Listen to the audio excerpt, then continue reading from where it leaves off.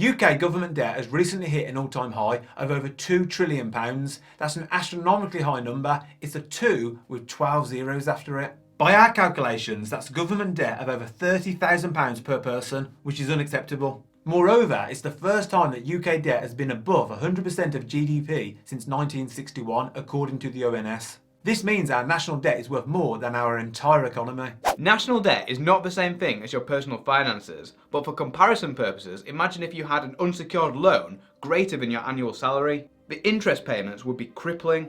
Questions have to be asked how it ever got to this state, and perhaps whether it even matters. There's a theory doing around that national debt is irrelevant. In this video, we're looking at why the debt is increasing, whether it matters or not, how they reduced it in the past, and how they might tackle it now. We'll even tell you what we're investing in to cover our backs. Let's check it out.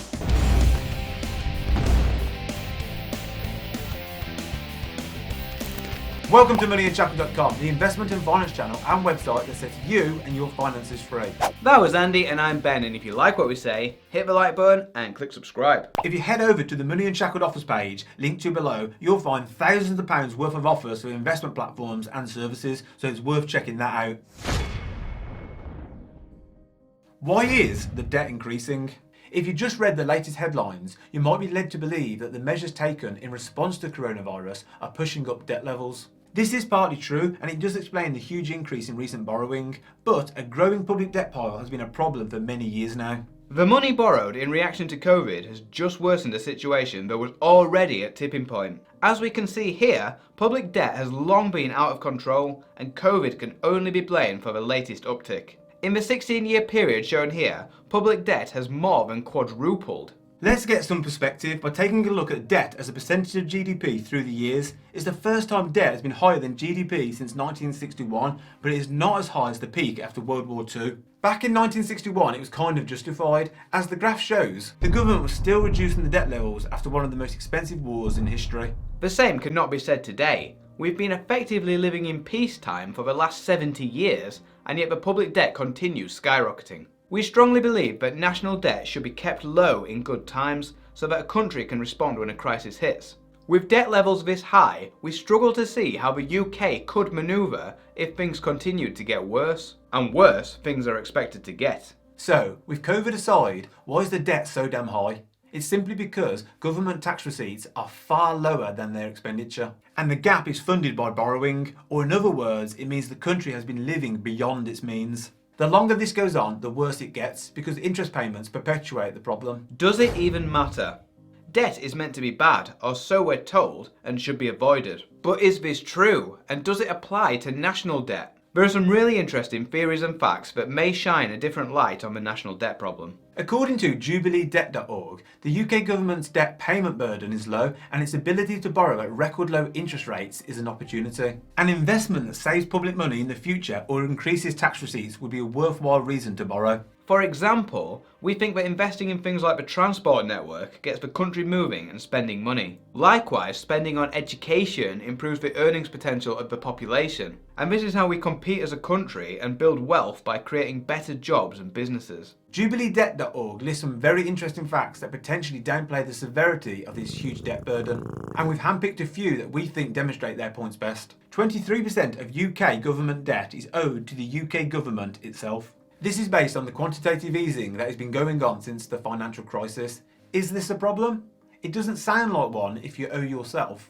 58% of UK government debt is owed to people and institutions in the UK. According to Jubilee Debt, internal debts aren't a problem because money doesn't flow out of the country on repayment. That leaves 19% of debt owed to those outside of the UK. And finally, the UK government can currently borrow at the cheapest interest rates in its history. Lenders to the UK government are willing to accept a pathetically low interest rate because UK government debt is one of the safest assets they can put their money into. Modern monetary theory is on the rise and gaining prominence. The theory says that countries that issue their own currencies can never run out of money the way people or businesses can. It says countries like the UK could and should print as much money as they need to spend as they cannot go broke. We're not going into this theory in detail, but the counter-argument is that such spending would be fiscally irresponsible as the debt would balloon and inflation would skyrocket. This is the view that we take. how they reduced debt in the past. In order to bring this debt down, a number of steps will have to be taken, and it won't be done overnight. During World War II, both the UK and the US had top rates of income tax of over 90%. But in fairness, the countries were at war, and it seems highly unlikely that anything even close to this would be acceptable in peacetime. After the financial crisis of 2008, austerity was used in an attempt to reduce the debt, but this doesn't seem to have been very successful. But let's not forget that without austerity, it may have been far worse, or perhaps you could say that austerity didn't go far enough. The UK was far more successful at paying down the debt after World War II, and this was after it had peaked at 270% of GDP. Over the subsequent 3 decades, the debt ratio fell steadily to around 50% of GDP. Surprisingly, in the 30 years since 1946, national debt actually increased by 137% from £27 billion to £64 billion. However, nominal GDP increased more than 1,300% in the same period. This reduced the debt ratio by 4/5 to less than 50% of GDP. So, high inflation and real GDP growth actually helped us to whittle down the debt ratio without actually paying down the debt. We'd like to think that we could grow out of the current predicament again, but there's a foul smell in the air. A tax grab is coming. When the country's finances are deteriorating rapidly, you begin to fear that the government is going to enact a tax raid. And you start seeing rumours about possible ways they are going to put their grasping hands in your pocket. We'd love for the country to go on an ambitious growth journey with imaginative plans to boost tax revenues indirectly by developing our industries and investing in our people. Imagine if we had a thriving tech industry paying high wages and driving innovation, or a booming manufacturing industry which made money flow into the country rather than out. No, that sounds far too unrealistic. What we're left with is more complex tax laws aimed at moving money from your pocket into their pocket. Rishi Sunak was the nation's golden child when he was dishing out half-price meals to everyone and indiscriminately paying everyone's wages via a ridiculously generous furlough scheme and handouts to businesses whether they needed them or not. But now, this has to be paid for, and it will be paid for by you. According to the Daily Mail, Rishi has a £30 billion tax grab planned, including fuel duty, corporation tax, and pension tax relief, all said to be in the firing line. Corporation tax should be cut, not raised, if they want to attract the best businesses and make the most money. But punishing companies has always been an easy sell politically. Oftentimes, low earners bellow, tax the rich, as the solution, but if only it was as simple as that. The highest earning 1% in the UK already pay an estimated 28% of all income tax. This is close to a record level, and trying to squeeze more from them might be a tall order. Then they roar, tax Amazon and the other corporations that are dodging tax. Our response to this is that any taxation imposed on companies is ultimately passed on to customers in the form of higher prices. A 2% online sales tax is being suggested. Let's not forget that online shopping reduces pollution and traffic and makes life easier for everyone. But why not punish them anyway? Moreover, do we want to be a country that welcomes the biggest and the best companies to our shores, or do we want to put up barriers? At the end of the day, these companies create jobs and innovate. So if we can't tax them, who's left to pay for it?